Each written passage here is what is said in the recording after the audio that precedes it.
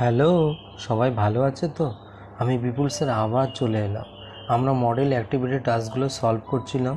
শুধু সলভ নয়, উত্তরগুলো কোথায় আছে বইয়ের সেগুলো কিন্তু আমরা খুঁজে খুঁজে বের করছিলাম। আমরা আজ কিন্তু ইংলিশগুলো 3টে পার্ট যে আছে সেগুলো কিন্তু আমরা আজকে সলভ করব। চলো চলো তাহলে শুরু করা যাক।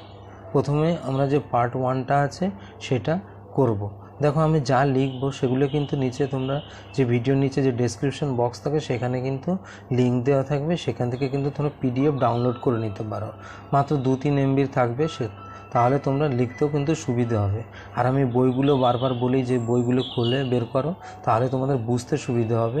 শুধু আমরা উত্তর নয়, বই থেকে কোথায় দেওয়া হয়েছে সেটা আমরা খোঁজার চেষ্টা করব। তো চলো আমরা শুরু করি।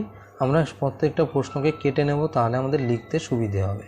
দেখো প্রথমে যে এই মানে পার্ট 1-এর ইংলিশে যে প্রথমে অ্যাক্টিভিটির প্রথমে উপরেরটুকু যে ছিল সেখানে কিন্তু এই দেখো এখানে কি লেখা আছে, fill in the blanks with words from the list given below, one is extra. এই যে এখানে দেখো লিস্টে কী আছে, হেভি, কালারফুল আর হাংরি। ঠিক আছে, 3টে আছে, 3টেই দেওয়া আছে। তা ওটা বলেছে এক্সট্রা, এক্সট্রা কিন্তু দেয়নি। ঠিক আছে, ছেড়ে দাও। এখানে কি বলেছে, এ পিকক হ্যাজ ড্যাশ। পিকক মানে তো জানো ময়ূর, তাহলে একটা ময়ূরের আছে ফেদার্স। ফেদার্স মানে কি, পালক। ঠিক আছে, এবার তারপরটা কি আছে, তাহলে কি আছে সেখানে আমি লিখতে হবে, a little boy can not carry the dash box. এই লিটিল বয় মানে, লিটিল মানে ছোটো, বয় মানে ছেলে, ক্যান নট পারে না, ক্যারি মানে বহন করতে বা বয়ে নিতে, ড্যাশ বক্স বাক্স। কি বাক্স, the dash tiger punched the deer on the deer. Dash tiger বাঘ, কি কি বাঘ সেটা আমাকে লিখতে হবে, পাঞ্চ অন দ্য ডিয়ার, সেই ডিয়ারের উপর ঝাঁপিয়ে পড়লো বা থাবা মারলো যেটা বলে। তাই এখানে কি কি আছে আমাকে করতে হবে, হেভি, হেভি মানে ভারী, কালারফুল মানে রঙিন, হাংরি মানে ক্ষুধার্ত মানে যার খিদে পেয়েছে। তাহলে চলো আমরা এটা কোথাও আছে নাকি দেখি। দেখো এই যে লাইন পিককের যে গল্পটা আছে, the peacock and the crane, এখানে যে 54 পাতায়, এখানে কিন্তু দেখো সেইভাবে কিন্তু নেই। এই দেখো এখানে এই পিককের কিন্তু the proud peacock spread out his colourful feathers for display. তাহলে এই যে কালারফুল, তাহলে পিককের যে ফেদারটা আছে সেটা কি, কালারফুল। ঠিক আছে, তাহলে আমরা এখান থেকে কালারফুল, পিককের কিন্তু কালারফুলটা পেয়ে গেলাম। আবার তুমি যদি দেখো the grass super and the and, এখানে কিন্তু এই যে দেখো ছিল শব্দটা হেভি। হেভি মানে ভারী, তাই না? ওরকমভাবে সরাসরি কিন্তু দেয়নি। আবার এখানে দেখো ওয়েলি ফলোয়ার্স যদি তোমরা খোঁজো, এখানে দেখো সেখানে হচ্ছে হাঙ্গার। হাঙ্গার মানে ক্ষুধা। ঠিক আছে, আর হাংরি মানে যার খিদে পেয়েছে। বুঝতে পারলে? তাহলে আমরা বইয়ের থেকে এটা দেখলাম যে কোথায় কোথায় অনেকটা এরকম আছে। তাহলে আমাদের উত্তরটা কী হবে, the peacock has colourful feathers, রঙিন পালক আছে ময়ূরের, the little boy can not carry the heavy box. Heavy মানে সে ভারী বাক্সটা ছোট ছেলে বহন করতে পারছে না বা বইতে পারছে না। The hungry tiger punched on the deer, তাহলে এই ক্ষুধার্ত বাঘ কী করলো, হরিণেরকে থাবা বসালো। ঠিক আছে, তাহলে তারপরে যে নিচেরটুকু আছে অ্যাক্টিভিটিস, আবার 2 নম্বরে, make sentence with the following words. Lovely, lovely মানে কি বলো তো, মনোরম। আর লেজি, লেজি মানে অলস বা আলসে। ফ্রেন্ড মানে তো জানোই তোমরা, বন্ধু। দেখো এগুলো কিন্তু আমরা দেখো এই যে সেই গ্রাস সুপারের যে গল্পটা ছিল, এখানে যে লাভলি আছে, it is a lovely day to play. তাহলে লাভলি মানে মনোরম, খুব সুন্দর, এরকমকে আমরা লাভলি বলি। আর লেজি, এখানে লেজি, দেখো এখানে এটা ছিল কি, the tiger and the crow are too lazy to find food. তাহলে এরা ছিল খুব অলস। তাহলে তারপরে দেখো আবার যদি এই যে এখানে ফ্রেন্ড, ফ্রেন্ড মানে যে বন্ধু, এটা আমরা সবাই জানি। তাহলে আমাকে বলেছে মেক সেন্টেন্স, মানে বাক্য রচনা করতে বলেছে ইংরেজিতে। তো আমরা লিখবো, তোমরা মনে যেরকম আসে তোমরা লিখতে পারো। আমি এরকম লিখেছি, দেখো lovely, the spring is a lovely season. তাহলে বসন্তকাল একটা হচ্ছে মনোরম ঋতু। তারপরে lazy, the lion is a lazy animal. সিংহ একটি অলস প্রাণী। ঠিক আছে, তারপরে I love my friends very much. আমি আমার বন্ধুদের খুব ভালোবাসি। তাহলে আমার হয়ে গেল এটা। তাহলে অ্যাক্টিভিটি 3টা দেখো কি বলেছে, look at the picture given below, read the instruction and colour it. তাহলে কি বলেছে, নিচের যে এই ছবিটাকে দেখো, আর হচ্ছে ইনস্ট্রাকশন যে নির্দেশগুলো দেওয়া আছে সেগুলোকে তোমার রং করতে হবে। তাহলে এটা আমার একটা পাখির ছবি, এটা গাছের ডালে গাছে বসে আছে, ঠিক আছে। তাহলে আমাকে কি করতে হবে, big of the red, big of the bird কি রেড রং, মানে রং করতে হবে রেড, ঠিক আছে। বিগ মানে কি, body the of the bird light green, এখানে যে বডি আছে গ্রিন, তারপর লেগ অফ দ্য বার্ড, পা, লেগ মানে তো জানো। বার্ক, বার্ক মানে কি বলতো, গাছের ছাল। লিভস মানে হচ্ছে পাতা, তাহলে bark of the tree brown colour করতে হবে, বাদামি রং। আর leaves of the tree dark green করতে হবে, যে গাছের পাতাগুলো, ঠিক আছে। আর এগুলো বিগ বডি, এগুলোও কিন্তু তোমাদের বইতে ওইভাবে নেই। এই যে দেখো একটা আছে যে label the body parts bird using the help box, এই যে এটা কিন্তু তোমরা করেছো, তাই না। এই যে এখানে দেখো যে প্রথমেই ছিল বিগ, বিগ মানে কি ঠোঁট, তাই না। তাহলে ঠোঁটের কালারটা তোমার করতে হবে। আর একটা ছিল বডি, বডি মানে তো তোমরা জানোই গোটা শরীরকে আমরা বডি বলি। লেগস ছিল, লেগ মানে তো পা, ঠিক আছে। তাহলে আমরা কিন্তু পেয়ে গেলাম সব মানেগুলো। তাহলে আমরা কিন্তু কি করব, তাহলে আমরা কি করব, এই যে গাছে বিগ অফ দ্য বার্ড, গাছে এই যে গাছ পাখির এইটা কী করব, লাল রং করব। আর body of the bird light green, এই যে শরীরটা যে আছে এটা হালকা যে সবুজ বর্ণ, সেটা আমরা করব। তারপরে পাটা করব হচ্ছে বাদামি কালার। তারপরে হচ্ছে bark of the tree brown colour, এই যে গাছের যে ছালটা হবে মানে ডালটা, এটা আমরা কি করব, বাদামি কালার করব। আর হচ্ছে পাতাগুলো কি করব, লিভসগুলো করবো ডার্ক গ্রিন, এটা ঘন সবুজ রং করে দেবো, তাহলে আমাদের হয়ে যাবে, ঠিক আছে। তাহলে হয়ে গেল এটা আমাদের। তাহলে পার্ট 2টা এবার বের করো, এটাও আমরা কেটে নেব। দেখো প্রথমেই কি বলছে, read the passage and answer the question that below, ঠিক আছে, ফলো। তাহলে এটা কি বলেছে যে নিচের প্যাসেজটা পড়তে হবে, যে পাঠ্যাংশটা আছে, আর এটা থেকে যে উত্তর প্রশ্নগুলো দেওয়া আছে সেগুলো তোমাকে উত্তর করতে হবে। তো চলো আমরা পড়ি। Animal lives all around, some animals live in forest, there are called wild animal. আমি সব পড়ে নিচ্ছি, মানে পরে বলবো। Some animals live with us, we call them domestic animals. Some animal live in our houses, we call them pets, they help us in many ways.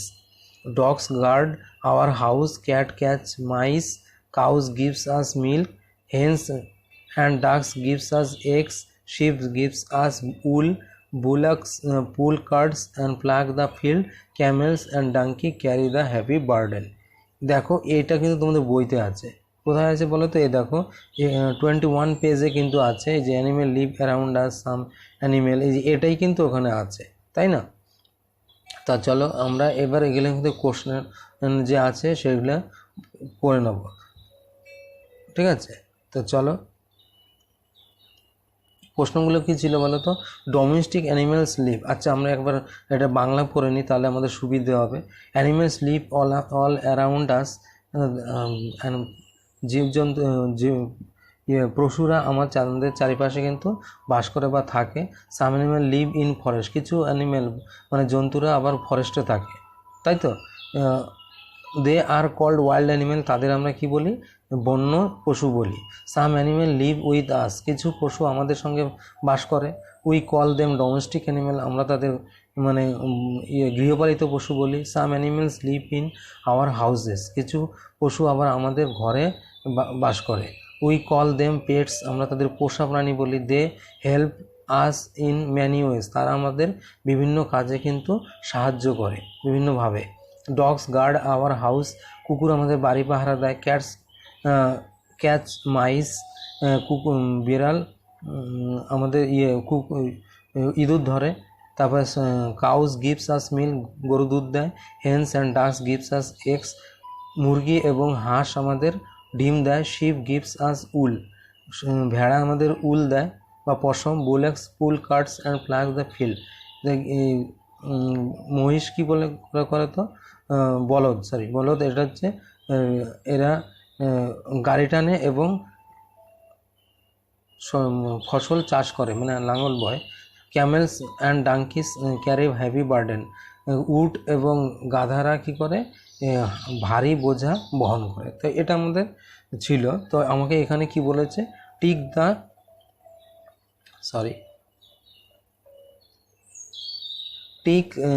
Tick the correct answer, মানে আমাকে tick mark করতে হবে, হ্যাঁ, correct answer যেটা সঠিক উত্তর। কি প্রথমে হচ্ছে ডোমেস্টিক অ্যানিমেলস লিভ, তাহলে ডোমেস্টিক অ্যানিমেল যে গৃহপালিত পশু কাদের সঙ্গে বাস, তা কোথায় থাকে, in the jungle, with us and with wild animal with in the sea, তাহলে কী হবে, আমাদের সঙ্গে ডোমেস্টিক অ্যানিমেল থাকে।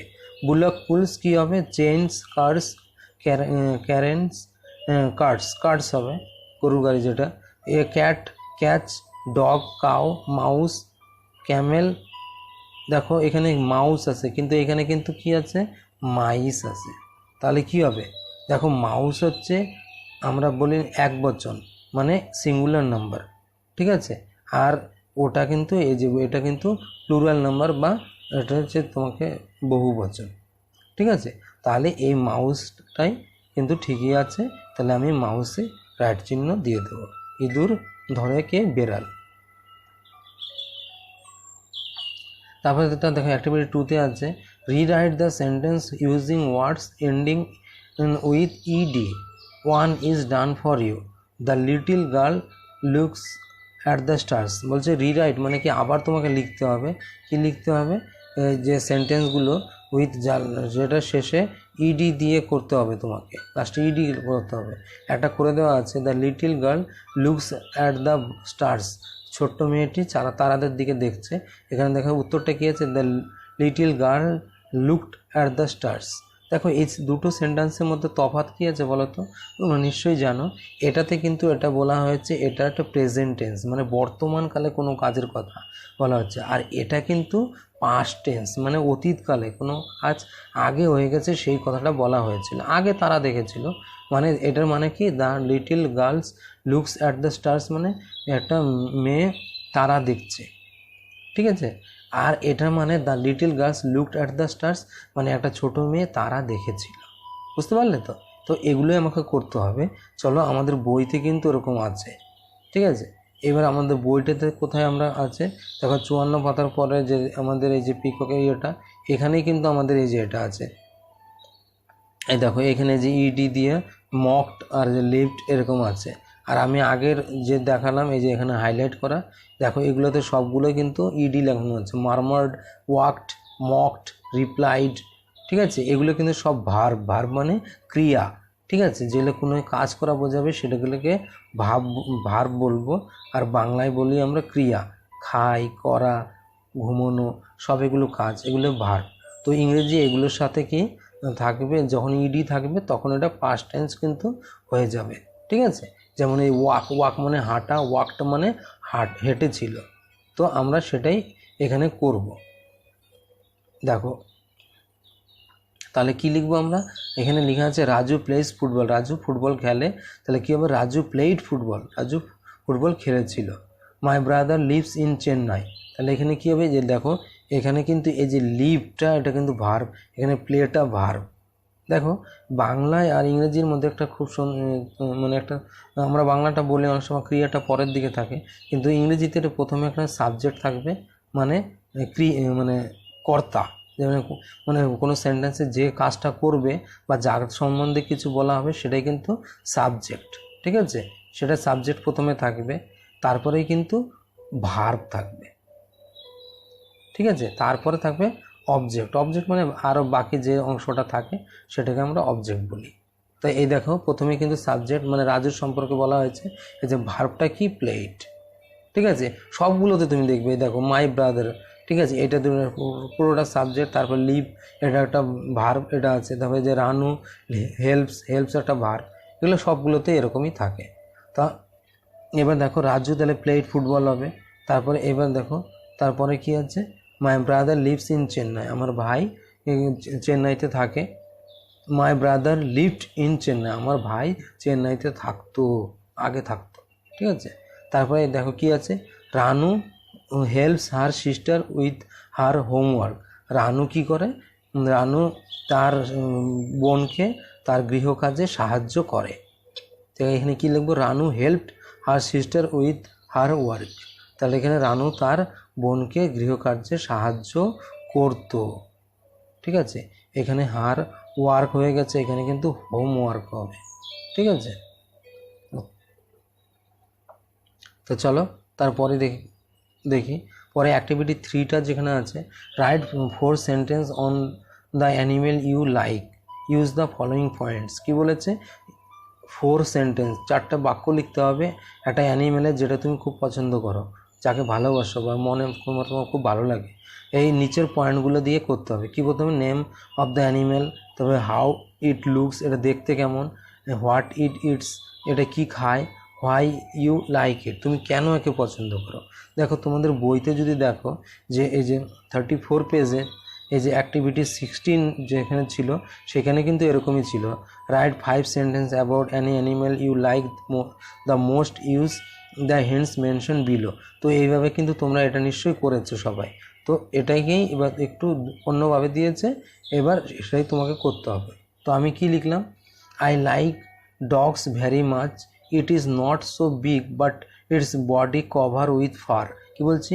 যে আমি কুকুর খুব পছন্দ করি, এটা খুব বড় নয় কিন্তু এর শরীরকে লোম দিয়ে ঢাকা থাকে, কভার মানে ঢাকা থাকা, আর ফার মানে লোম, ঠিক আছে। ইট মিট অ্যান্ড ব্রেড, এটা কি খায়? এটা মাংস খায় এবং পাউরুটি খায়। The dog is very friendly animal, কুকুর কি খুব বন্ধুত্বপূর্ণ প্রাণী, মানুষের সঙ্গে খুব মিলেমিশে থাকে, তাই না। সো আই লাইক মোস্ট, তাই আমি কিন্তু কুকুরকে খুব পছন্দ করি। তো আমি এইভাবে লিখলাম, তোমরা অন্যভাবেও লিখতে পারো, অসুবিধা নেই।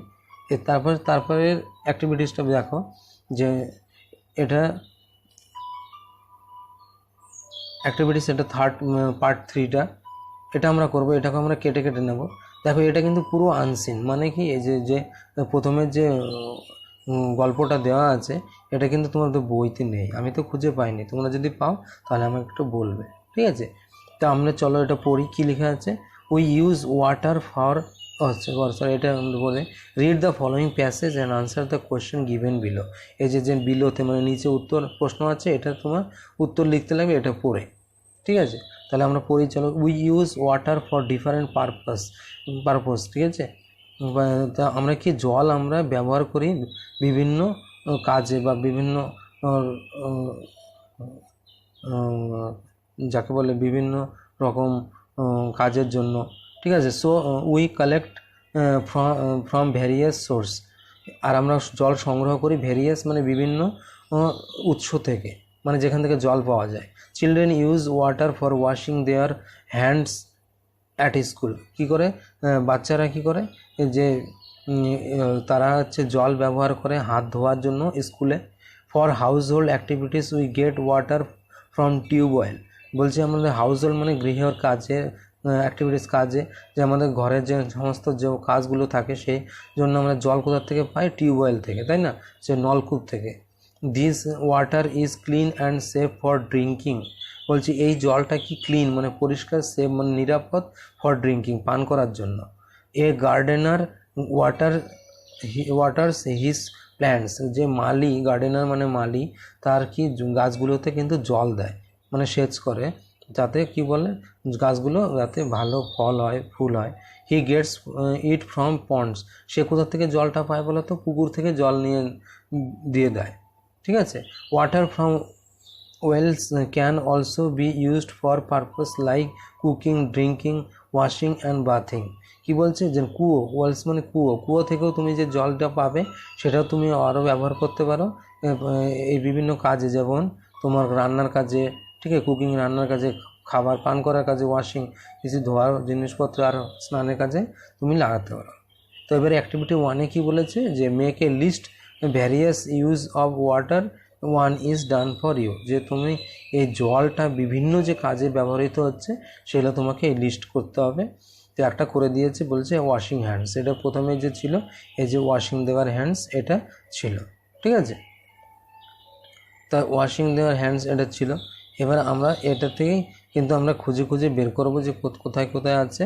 দেখো যে হাউস হোল্ড অ্যাক্টিভিটিস এটা একটা আছে, তারপরে ক্লিন অ্যান্ড ড্রিঙ্কিং এটা একটা আছে, তারপরে যে গার্ডেনার প্ল্যান্টসকে জল দিচ্ছে, তারপরে আরও কি আছে এই যে cooking, drinking, washing, bathing, bathing মানে স্নান করা। তাহলে আমরা এগুলোই এবার পরপর লিস্টে কিন্তু লিখে দেবো। এই দেখো household activities, drinking, for plants, cooking, washing, bathing.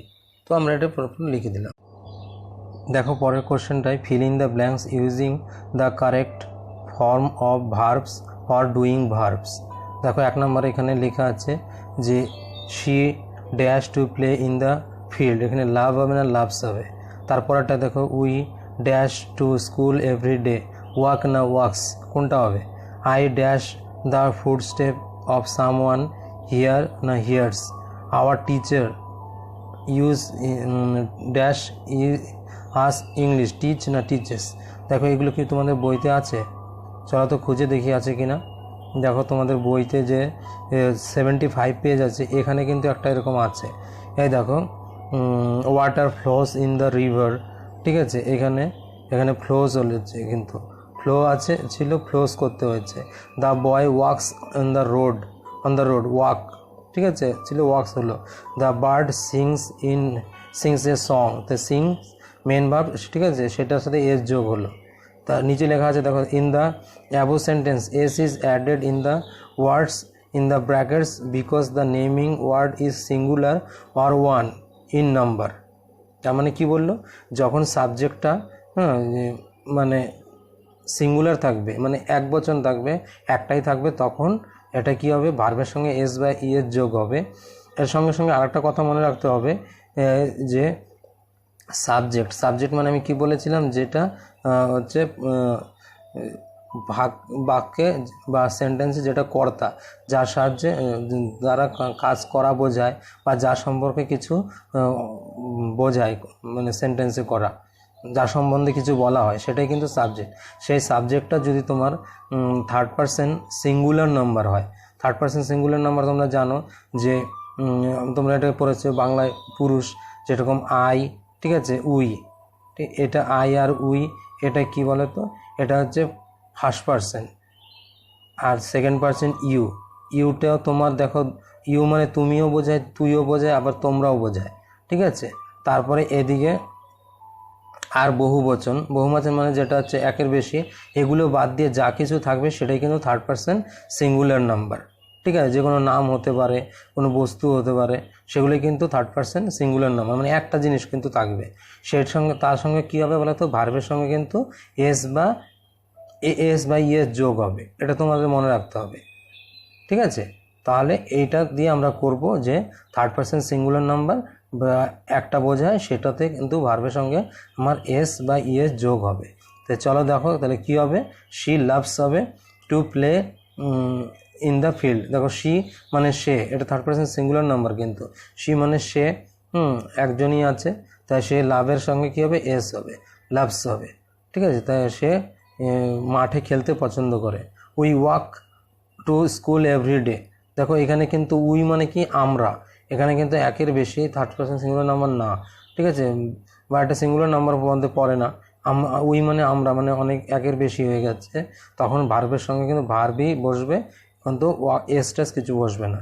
তারপরে দেখো I here the footstep of someone, ঠিক আছে। দেখো এখানে কিন্তু আই কিন্তু সিঙ্গুলার নাম্বার, কিন্তু তবু এটা এস যোগ হলো না কেন, এটা আইটা হচ্ছে থার্ড পারসন সিঙ্গুলার নাম্বার না, কিন্তু এটা হচ্ছে ফার্স্ট পারসন, তাই না, বাংলায় আমরা বলি উত্তম পুরুষ, বুঝতে পারলে। তাহলে এখানে সিঙ্গুলার হওয়া সত্ত্বেও এর সঙ্গে কিন্তু আমার এস বা ইএস যোগ হবে না, এটা তোমরা একটু মনে রাখবে।